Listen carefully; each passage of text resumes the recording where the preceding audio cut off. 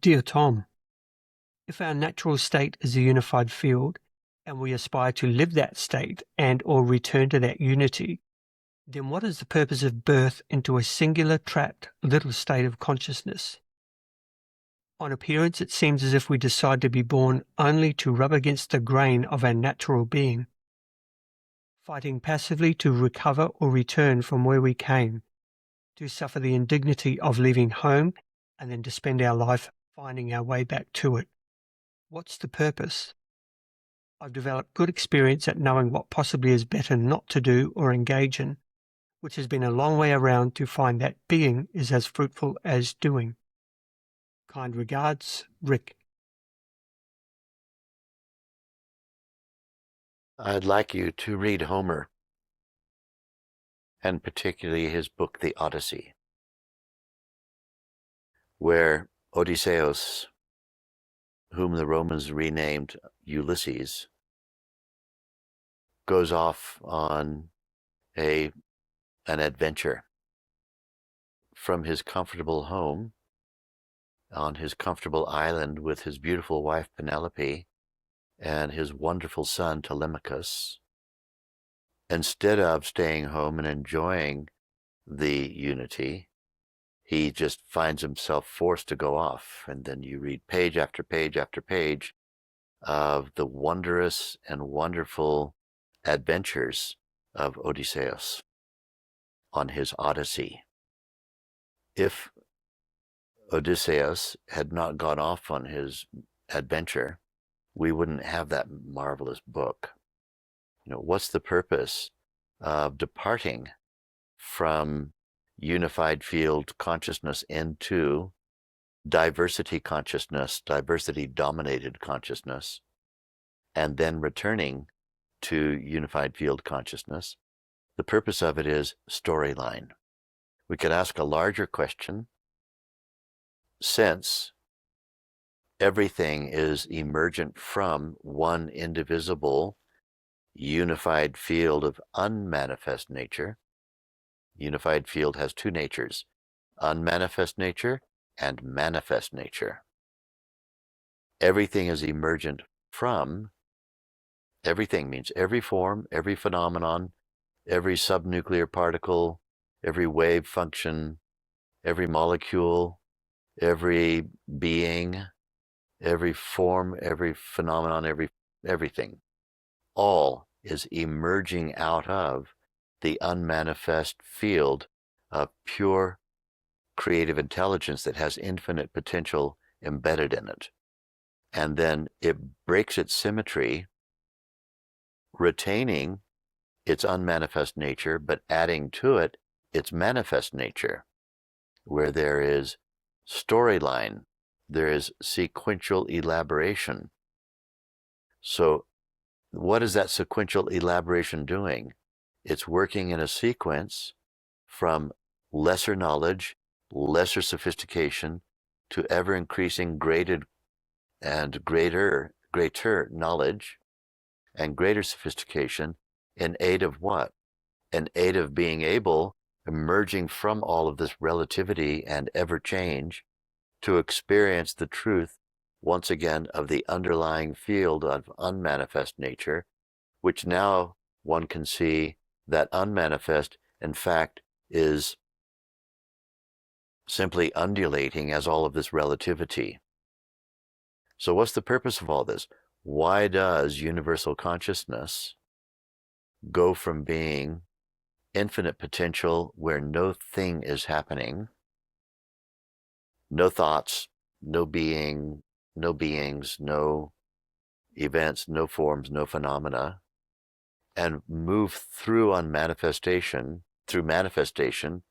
only in aid of coming back and discovering transcendence and integrating that into the manifest? Why? Why bother? The answer is story. Story. Sequential elaboration is story. There's another way of putting this. Without that fun of variety, just being one unmanifest, whole, indivisible consciousness state is, dare we say it, boring. it's boring just being one all-capable, all-knowing when there's nothing to know. There's no individuality, there's no manifestation, there's no timeline, there are no sequences, everything is one simultaneous oneness. Then there's nothing to know except knowingness, knowingness, and knowingness continuing to know knowingness. In order for there to be some value in having potential, potential has to go kinetic. It has to go from being just potential into being functional. Leaning over in the corner of the room here are a number of the instruments of archery referred to as a bow. And so we look at a bow and we get a little bit kind of curious. It's a stick, and some of the sticks have curves in them. Some of the sticks are relatively straight. The straighter ones are called longbows, and the curvy ones are called recurves, not surprisingly. You look at it and you think, that's an interesting looking thing.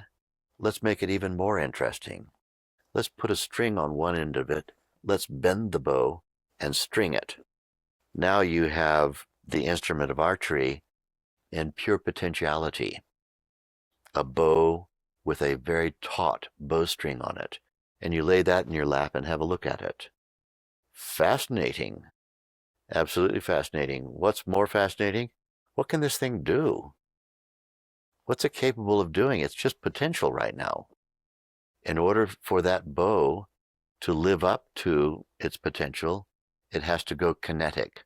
So I take the bow and hold it up like this, and then I take an arrow and I knock the arrow onto the bowstring. It goes click, and it's on there. And then I begin to stretch that string, pushing the bow limb away from me, and I stretch it all the way back out to here and aim it at something safe, like a target off in the distance. And then when I feel like it, I let the bowstring slide off my fingers, and this thing happens. A story. The arrow spinning through the air and rocketing towards its target at 300 feet per second. That's what the bow's all about. The bow is not about just sitting there in the corner being a stick. It's not about being a stick. What is the purpose of beingness besides just being beingness? The bow, the flat line of beingness, wants to be curved and strung. That's when you become conscious of the beingness. That's the strung bow. Now it wants to go into action. And so to go into action, you have to have thought, that's the arrow, and thought released into action, that's the release of the arrow, and to watch the impact of thought moving into action. This is what it's all about. So bows are not about a piece of wood sitting in the corner, which would probably make a good piece of firewood on a cold day if you were cold enough. A bow needs to be about moving from potential into the kinetic, moving into activity. It's about a story. Let's get that story going. That's what this is all about.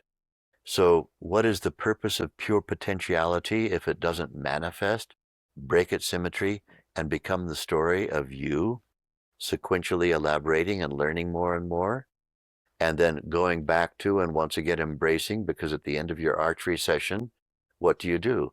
You put all the arrows away, you unstring the bow, and you lean it back over here in the corner. So there's its unmanifest version.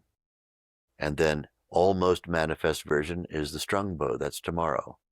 And then the arrow on the bowstring, that's tomorrow's story. So like that, this undulating back and forth between unmanifest and manifest, from pure potentiality to the entire sequential elaboration of kinetic function. This is what it's all about. It's not all about just sitting back, bow in the unstrung bow in the corner. It's not all about just sitting back in its pure potentiality and nothing happening, nothing doing. It's about movement.